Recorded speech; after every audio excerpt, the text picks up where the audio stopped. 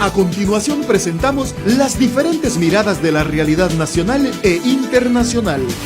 Las voces y opiniones desde una mirada amplia. En un contexto que necesita ser analizado a profundidad e ir directo al grano. Periodismo profundo y directo. Una producción de la Asociación de Medios Católicos de Honduras, AMECA. Directo al grano. Comenzamos. Los temas de interés nacional son analizados a profundidad aquí en Directo al Grano, a través de nuestro análisis de la semana. Honduras ha sido devastada por dos poderosas tormentas que antes fueron feroces huracanes, Eta e Iota. Hay desolación en el pueblo hondureño, pero con mayor frustración está el Valle de Sula, el más productivo del país y el más golpeado por estos fenómenos naturales. ¿Qué explicaciones hay? ¿Por qué dos huracanes en tan corto tiempo? ¿Por qué tanta afectación en el Valle de Sula? ¿Qué se dejó de hacer? ¿Qué no se hizo? ¿Cuál es el futuro del Valle de Sula? Son tantas preguntas que saltan a la vista con este tremendo panorama que nos ha tocado vivir. Pues para ayudarnos a entender un poco esta situación, hoy tenemos el placer de contar con el análisis de un invitado especial. Se trata del biólogo Alex Emilio Vallejo Han, biólogo, investigador, docente del Departamento de Biología en la Universidad Nacional Autónoma de Honduras en el Valle de Sula. Es máster en cambio climático, pasante de la maestría de Ciencias Biológicas del Centro de Investigación Científica de Yucatán en México. Agradecemos mucho, Alex Emilio. Gracias por atender esta invitación. Bienvenido. Gracias más bien a ustedes por la invitación y de poder de alguna manera compartir con ustedes algunos comentarios con el afán de poder contribuir a esa reflexión que debemos de profundizar en este momento. ¿Cuál es su valoración inicial de lo que le ha tocado vivir a ese pueblo hondureño en esta temporada de huracanes ya próxima a concluir? Bueno, creo que la valoración es que es una gran sacudida, ¿no? Una sacudida en el sentido de que en la historia no se habían detectado dos huracanes de alta intensidad en un tan corto tiempo, 15 días prácticamente en 15 días tuvimos dos huracanes categoría 4 y 5, que es lo máximo en la escala Saffir-Simpson. Esto se una de factores que todo va sumando. En primer lugar, uno de los factores es la falta de políticas adecuadas en materia de prevención, tanto de riesgo como también de prevención en otros aspectos. También es una consecuencia de la falta de intervención en un esquema educativo eficiente y efectivo que no tenemos en este caso para poder establecer una sociedad que tenga una posición preventiva, no correctiva. Y el cambio climático definitivamente suma esto, pero más que ser el responsable como tal, el cambio climático lo que viene es simplemente a darnos muestras o a desnudarnos de una manera mucho más fuerte todas las diferentes situaciones incorrectas que nosotros estamos desarrollando pues como país, como sociedad, en nuestro manejo de país como tal. Desgraciadamente los pronósticos implican de que vamos a seguir teniendo paulatinamente más posibilidades de eventos de este tipo con más frecuencia y más intensos, porque el clima se está calentando cada vez más y a medida que se calienta el agua del mar, eso genera pues prácticamente la bomba principal que alimenta a los huracanes para que ganen esta intensidad. Habíamos tenido, Alex, huracanes poderosos en el mes de noviembre. Sí, habíamos tenido algunos, pero realmente no recuerdo en este momento cuántos, pero son muy escasos en la historia. Agarró un cachito tal vez de noviembre, que fue un huracán categoría 5, como sabemos, y que estuvo afectando el país como alrededor de 5, 6, con una errática así como la trayectoria que tuvo ETA e IOTA, que también de alguna manera cruzaron el país, lo único que en una disposición diferente. Pero nunca habíamos tenido dos huracanes en noviembre, simultáneamente casi, uno con una diferencia de una semana. Y eso es una llamada de reflexión. Incluso los meteorólogos del Centro de Huracanes de Miami establecen de que prácticamente este es un evento histórico en este momento. Alex, la temporada de huracanes concluye el 30 de noviembre. ¿Qué puede pasar en estos días que restan? Bueno, lo que puede pasar es que todavía se siguen formando lo que se denominan las ondas tropicales del este que vienen de África, salen de África y corren en dirección oeste hacia nuestras costas. Esas dependerá de cómo están las situaciones del mar, se pueden desarrollar esas en depresiones tropicales o en tormentas tropicales o en huracanes, si es que las condiciones del mar son apropiadas para ello. A medida que se va llegando a la fecha tope de la época de huracanes es porque el mar empieza a perder calor, y ese calor entonces que se pierde evita que los huracanes puedan formarse, porque el océano es el que prácticamente promociona que el huracán gane fuerza. Sin embargo, con el cambio climático nada está sentado en la mesa. Eso es lo que históricamente se señala, que el 30 de noviembre, pero puede ser que por el cambio climático, no necesariamente este año, pero en los próximos años podamos tener un huracán de repente a finales de noviembre o en diciembre. Ahorita con el cambio climático, todas las acciones y los esquemas que nosotros tenemos cada vez se están volviendo un poco erráticos porque hay una distorsión en el clima que está prácticamente interrumpiendo el panorama como el hombre lo tenía diseñado. A partir de diciembre comenzamos con la temporada de frentes fríos. Así es. ¿Esto condiciona la actividad ciclónica en el Caribe? Sí, sí lo condiciona porque los frentes fríos en realidad son masas de aire polar modificado, porque los frentes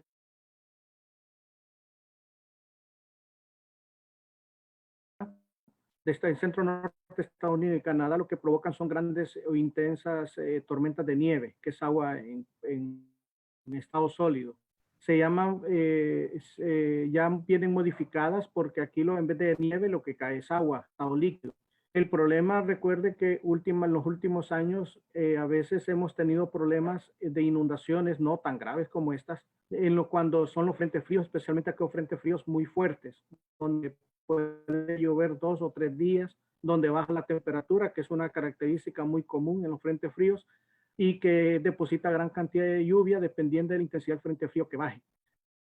Lo preocupante en este caso es que nosotros en este momento, ETA y IOTA nos ha destruido prácticamente lo poco que teníamos de protección en el Valle de Sula. Y el Valle de Sula está en este momento sumamente susceptible, tan susceptible que cualquier crecida es potencialmente peligrosa. No sabemos todavía cuál va a ser la intensidad de los frentes fríos que van a bajar a partir de diciembre, y no sabemos hasta cuándo se va a extender, si hasta febrero o hasta marzo, inclusive en algunos casos se puede extender hasta abril, si el año pues así lo dicta, ¿no? Eso es muy variante. Pero lo que sí llama la atención, hay que estar monitoreando permanentemente estos frentes fríos, porque estos frentes y el aporte de agua que nos puede dar, nos puede poner en aprietos de nuevo, no necesariamente un huracán. Es decir, que usted nos dice que la condición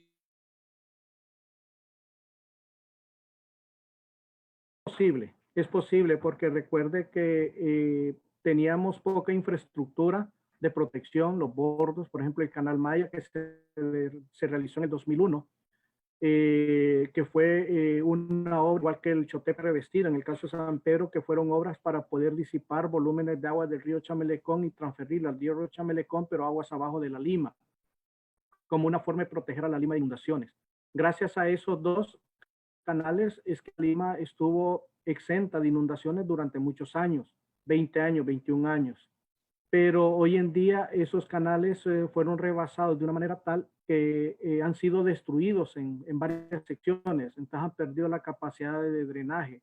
Y eso significa que deja expuesta a las poblaciones que antes protegía, están expuestas a cualquier crecida. Lo mismo se da en el Lulúa, con los bordos que puedan estar en el Lulúa donde se han roto, se han destruido, y eso también deja expuesto a todas esas comunidades. Y hacer la reparación, pues las obras de ingeniería pues no son cuestiones que se pueden hacer en un pocos días. Eso tarda algunas semanas o meses para poder hacer una reparación eficiente, adecuada. Y yo creo que hay que empezar a establecer un plan de trabajo para abordar durante el 2021 el inicio de las obras de reconstrucción de todas esas zonas para paulatinamente empezar a retomar esa seguridad de margen de.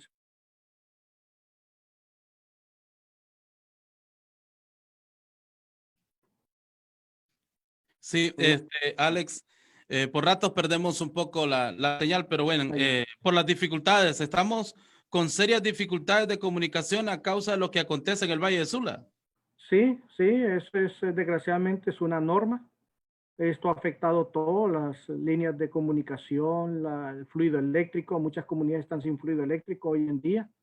Yo mismo estuve sin fluido eléctrico por 4 horas, pero hay otros colegas, por ejemplo, y compañeros conocidos donde han estado hasta 3, 4, 5 días sin fluido eléctrico, y eso es una norma en el país, ¿no? En muchas partes del país. Y el Valle de Sula definitivamente no está exento de eso, ¿no? Y eso ha limitado mucho lo que son las capacidades de comunicación. Si en su momento los canales de alivio que fueron creados después del Mitch en el Valle de Sula salvaron un poco de las inundaciones a muchas comunidades, a la Lima propia, al aeropuerto, que se ha señalado que estos canales nacieron justamente para la protección del aeropuerto de aquí en el Valle de Sula. ¿Qué falló ahora? ¿Por qué tenemos convertido en un completo mar el Valle de Sula? Ok, yo creo, se me ocurren 2 factores, por lo menos 2 factores principales en este momento.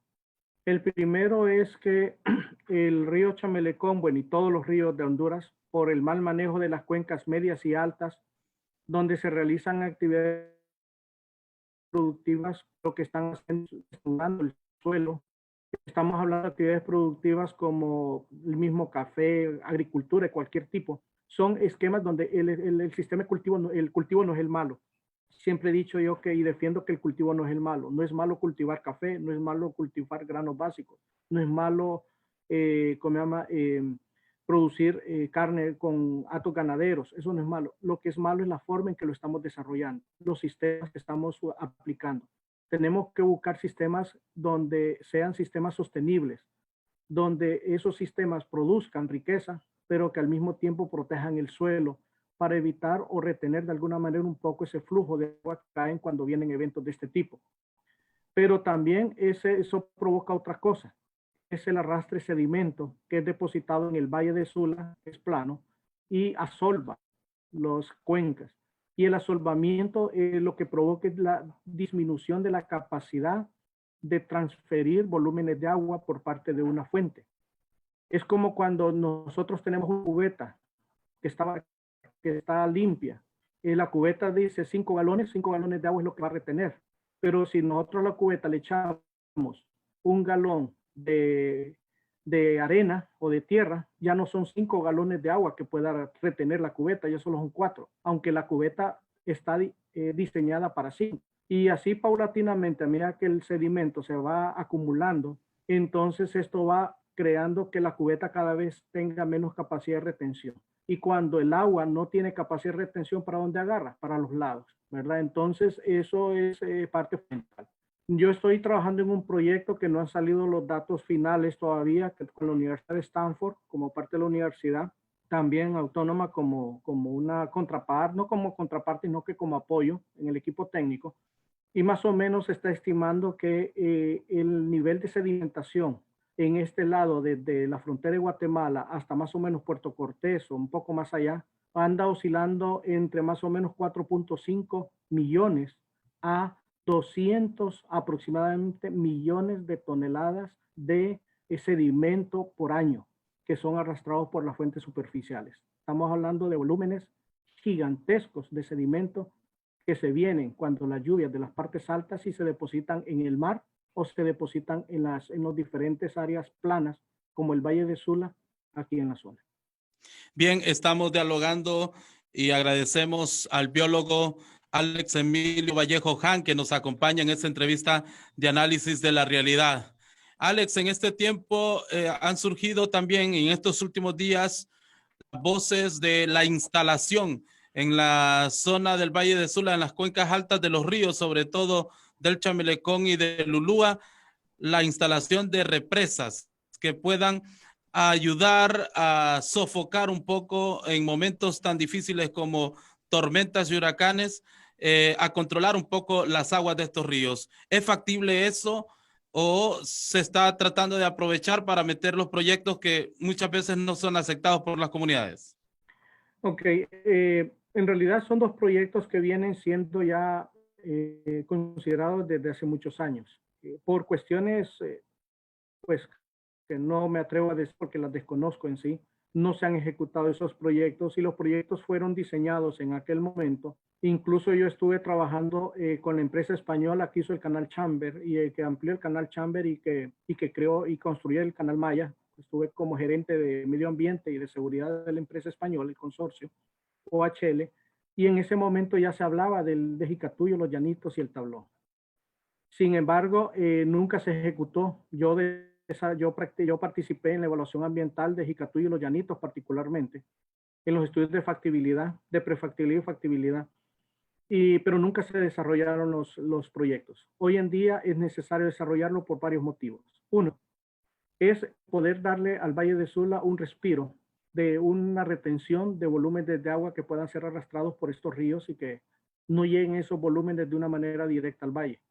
Dos, es que puedan servir también como una represa de usos múltiples, en el sentido de que se pueda potenciar de desarrollo para poder desarrollar actividades productivas de alguna manera vinculadas con el espejo de agua por parte de las comunidades que quedan aledañas al mismo, como actividades productivas adicionales o complementarias. Eso es para generar riqueza en las comunidades. Pero estamos hablando de motivar y de generar la oportunidad para las comunidades, no para empresas, sino que para las comunidades que desarrollen sus propias actividades económicas relacionadas con el espejo de agua. Y tercero, es para poder suministrar tanto agua potable donde se necesita, o agua para riego, para donde se necesite, no necesariamente estar expuesto a lo que es las condiciones climáticas que son erráticas hoy en día, pero también para la generación de energía eléctrica y empezar a revertir esa matriz de energía a base de petróleo para energía hídrica, teniendo nosotros tantos recursos. Creo que sí es importante, pero no es lo único. Ese solo es un factor dentro de la ecuación. También es importante fuertemente entrar a un proceso integral de manejo del aspecto productivo y del manejo del suelo en las partes medias y altas de las cuencas, aguas arriba de las presas, para evitar ese arrastre excesivo de sedimento. Pero también es importante desarrollar un proceso de planificación para mejorar las capacidades de protección en el Valle de Sula, pero también es importante reevaluar aquellas zonas que ya no pueden ser habitables y empezar a entrar a un proceso de inversión que pueda permitir que estas poblaciones que ya no pueden residir en esas zonas que son altamente vulnerables, a pesar de las obras de protección que se puedan desarrollar, pueden ser vulnerables, irlas construyendo espacios habitacionales en sitios más seguros, y con eso estar en el futuro apostando a no perder tanta inversión que tanto cuestan. Alex, ¿a qué atribuye usted el hecho de que este gobierno, pero también los gobiernos anteriores, no le hayan puesto atención a... Eso habría que preguntárselos a ellos, ¿no? ¿Cuál es la razón? Creo que lo más fresco, y por el hecho de que este gobierno actual tiene, ¿cuánto? 10, 11 años ya, aproximadamente. Entonces ya podemos decir de que tal vez no todo el peso, pero gran porcentaje del peso que recae en ellos, porque son 11 años donde se ha demostrado que no se ha hecho absolutamente nada, independientemente si los anteriores tampoco lo hicieron, pero son 11 años que son suficiente tiempo para poder haber hecho situaciones o cosas que realmente hayan sido de beneficio. Hay una situación que el Papa Francisco dice, que es cuidar la casa común. Y en su encíclica que sacó sobre ambiente, Laudato Si, si no me equivoco, Sí. él establece sobre la necesidad de que el ser humano debe de tener para poder buscar la forma de cómo proteger la casa común y no proteger los intereses particulares de un grupo. Yo creo que eso es una de las situaciones que debemos de reconsiderar, de que nosotros, la naturaleza es para el ser humano y el ser humano somos todos. El ser humano no son un grupo en particular, ya sea a nivel empresarial o de gobierno. Tenemos que también la sociedad como tal, tenemos que reflexionar que tenemos que cambiar nuestras actitudes. Muchas de las consecuencias que derivan es por el mal uso de la basura, por ejemplo, y eso es culpa de la sociedad.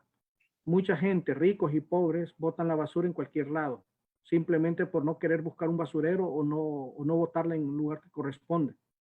Y eso es una culpa ¿de quién? De la gente, de la población. La culpa del gobierno es que no genera un proceso sistemático para poder establecer paulatinamente un proceso de conciencia que se apueste a largo plazo a través de un sistema educativo eficiente, parecido a lo que Costa Rica apostó hace 50 años. Y por eso Costa Rica tiene una sociedad mucho más consciente en este sentido, gracias a esa apuesta educativa que Costa Rica implementó en aquel momento. Entonces, la situación es bien multifacética, ¿verdad? No es un factor ni dos factores, múltiples factores que tienen que considerarse para poderle darle vuelta en el futuro, mediano y largo plazo a esta cuestión. ¿Qué se necesita, Alex, para tomar decisiones acertadas sobre lo que estamos viviendo en Honduras actualmente?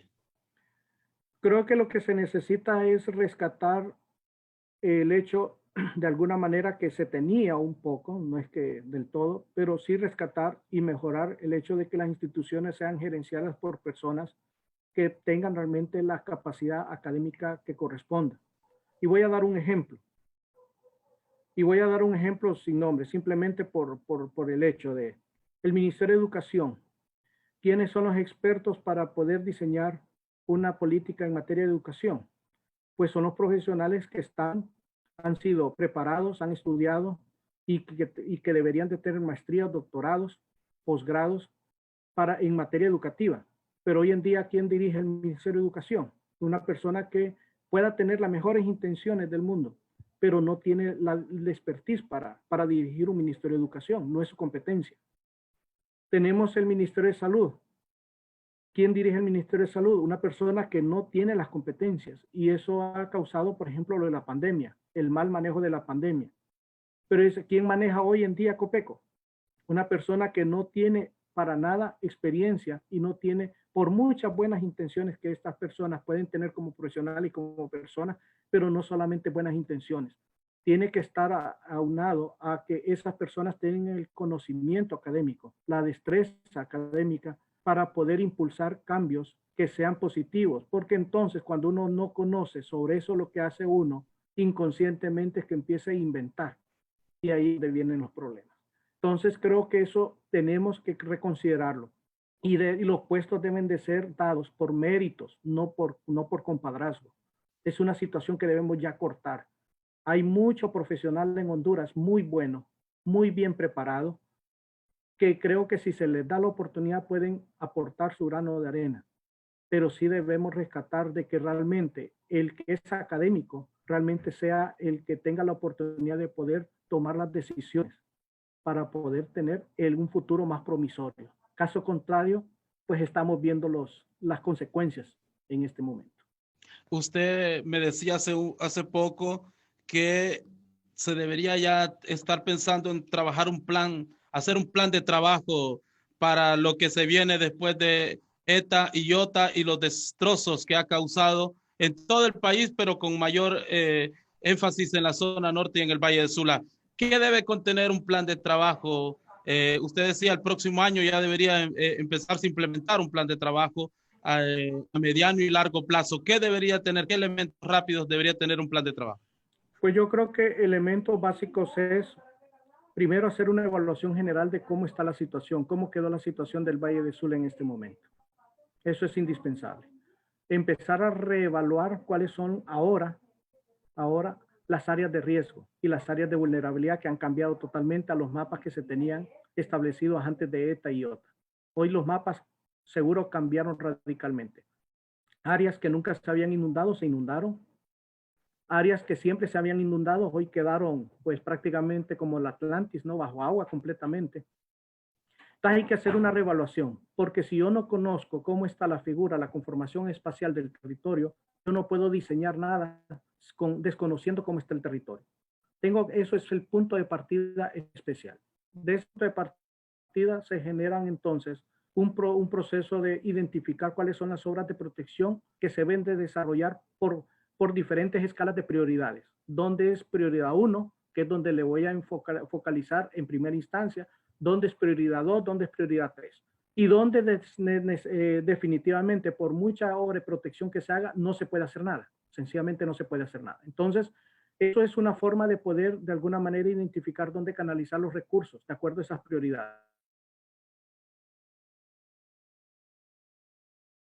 Que son inhabitables, hay que empezar a diseñar procesos y vivienda social, pero creo que ya no creciendo horizontalmente, sino que verticalmente, con edificios de vivienda, de apartamentos, digamos, de apartamentos populares, que pueda permitir que en esos espacios, en un menor espacio de terreno, se pueda tener una mayor cantidad de gente viviendo, porque ya hay mucha gente que desgraciadamente, con todo el esfuerzo, ha tenido una vivienda, ha tenido sus cosas y la perdieron todas. Y si vuelven a esos lugares, simplemente van a estar expuestos a que en cualquier momento les suceda lo mismo. No podemos estar alimentando esa situación. Tenemos que ver. Lo otro es identificar las obras en las partes altas y medias, como las presas que están contempladas, que hoy en día está ganando bastante fuerza. Pero también hay que apostarle un proceso educativo, en el sentido de que la gente que tiene conocimiento es capaz de poder identificar las amenazas que se le puedan presentar y tomar mejores decisiones. Una sociedad educada es una sociedad comprometida. Y yo creo que ahí tenemos que establecer una verdadera política en materia educativa.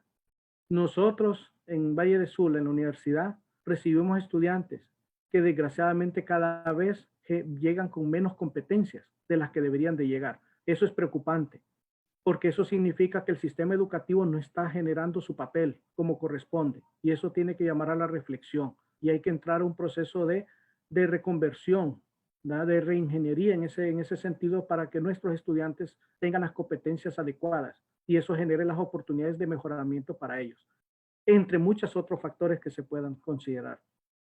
Alex, para cerrar esta entrevista, ¿qué le dice usted a la gente que piensa que lo que hoy vive Honduras son castigos divinos?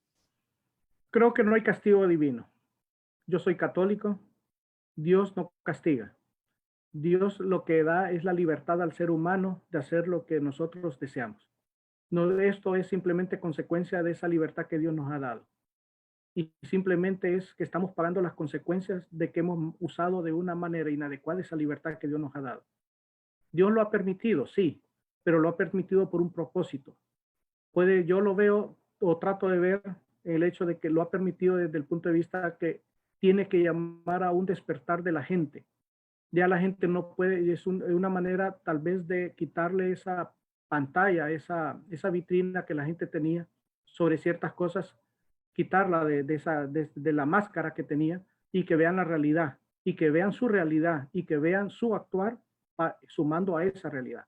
Creo que eso es lo importante en este momento. Yo creo que ahí los medios de comunicación tienen que ser fundamentales para poder provocar en la gente esa autorreflexión, porque es como el que tiene un vicio.